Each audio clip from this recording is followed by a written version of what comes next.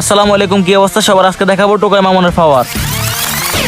ছোটবেলায় দেখেছি আলিফ লাইলা, তারপর দেখেছি মামুন লাইলা। সঠিক বলেছেন। মাঝখানে কতজন আইলো আর গেল, আবার নতুন করে মোহনাদি শুরু হইলো। কি বলেন? কখনো দেখা যায় সুগার মমির সাথে, আবার কখনো দেখা যায় মানে মামুনের কখনো আছে নারী নেশা, আবার কখনো আছে নিজের তো বাবা নাই, তা বাবার নেশা করে। বিষয়টা একটু ব্যাখ্যা করবে? প্রিন্স মামুন শৌকেনার হতে নিয়ে আবার ব্যস্ত থাকেন। মামুন দিয়েছে লাইলার উপর হামলা, লাইলা দিয়েছে মামুনের উপর মামলা। ভিডিওতে দেখলাম কত রকমের শট। লাইলা দিয়ে দিল মামুনকে একটা কর। মারো মুঝে মারো।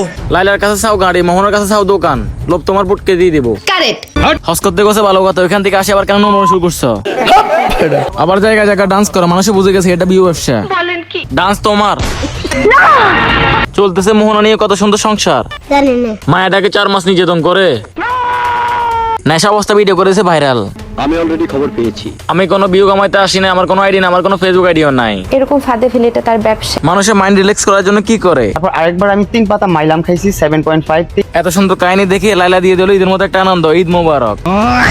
তারপর আপনাদের বলে দিতে চাই আমি কোনো রোস্ট না, তারপর মামুনকে দুই দেওয়ার চেষ্টা করেছি।